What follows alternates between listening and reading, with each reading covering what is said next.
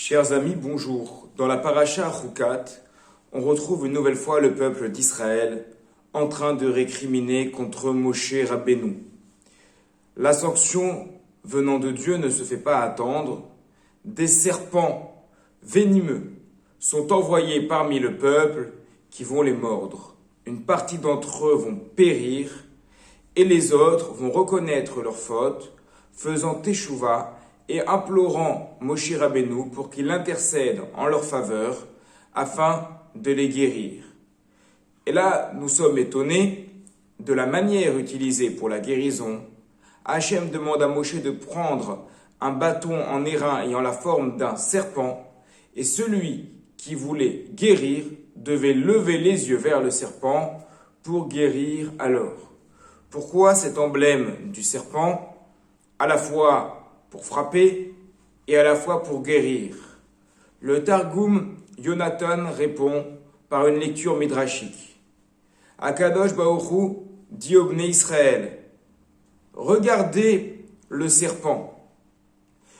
Au moment où je l'ai maudit, nous parlons du serpent des 6 jours de la création. Au moment où je l'ai maudit, il s'est retrouvé à manger par terre de la poussière. C'est-à-dire que chaque élément qu'il va manger va avoir le goût de la poussière. Et malgré tout, il ne s'est pas plaint de son sort. Vous vous plaignez que vous n'avez pas suffisamment à manger d'après vous, mais je vous envoie la manne. Or, la manne, c'est une nourriture qui est merveilleuse, mais à la place, vous constatez qu'elle n'a pas de goût ni saveur à vos yeux. C'est donc pour cela que le châtiment va être le serpent.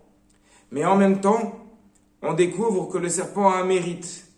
Son mérite, c'est de ne pas avoir râlé sur son sort. Une fois qu'il a été condamné à ramper et à manger la poussière, eh bien, il n'a pas récriminé contre Akadosh Baruch Hu. C'est pour ça que ceux qui sont mordus et qui font teshuva, et ceux qui reconnaissent qu'ils n'auraient pas dû râler alors qu'ils avaient de quoi manger, alors qu'ils avaient de quoi se protéger dans le désert, c'est pour ça qu'ils vont pouvoir bénéficier du mérite du serpent qui, à côté de sa faute, a également ce côté positif de ne pas avoir râlé sur son sort lorsqu'il a été condamné à manger cette alimentation qui ressemble donc pour lui à la poussière. Mais attention, le Targum précise également, lorsqu'il est écrit que les Bnei Israël devaient regarder vers le serpent pour être guéris, il précise, ils regardaient vers le serpent et tournaient leur cœur vers Akadosh Baruch Hu afin d'être guéris.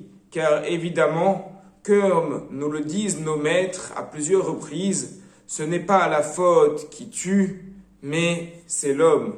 Et c'est-à-dire qu'en dernier ressort, bien évidemment, c'est Akadosh Baruch Hu qui va décider de la guérison. C'est Akadosh Baruch Hu qui va décider d'envoyer les problèmes et c'est Akadosh Baruch Hu qui va décider de les enlever. De quoi cela dépend-il? Cela ne dépend pas de l'intermédiaire, mais cela va dépendre de l'intention que nous allons mettre dans cela. Comme on le voit d'ailleurs encore aujourd'hui avec les traitements, avec les médicaments, malheureusement, chasvé shalom et l'oralenu, quelqu'un qui veut mettre fin à ses jours, mais il peut prendre beaucoup de médicaments et il va en prendre tellement qu'il va mettre fin à ses jours avec cela. D'un autre côté, les mêmes médicaments peuvent servir à guérir. C'est-à-dire que l'intention a un point qui est non négligeable. Il y a donc cette idée dans le serpent, cette idée à la fois paradoxale de guérison et en même temps de maladie. C'est peut-être l'une des raisons pour laquelle l'un des emblèmes pharmaceutiques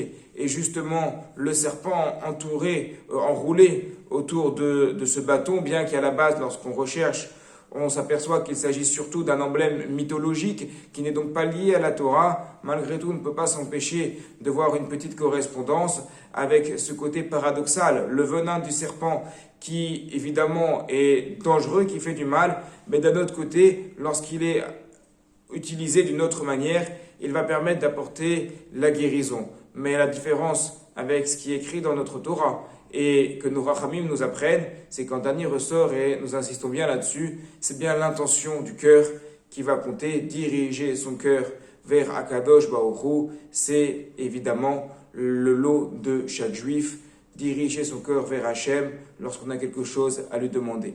Shabbat Shalom à toutes et à tous.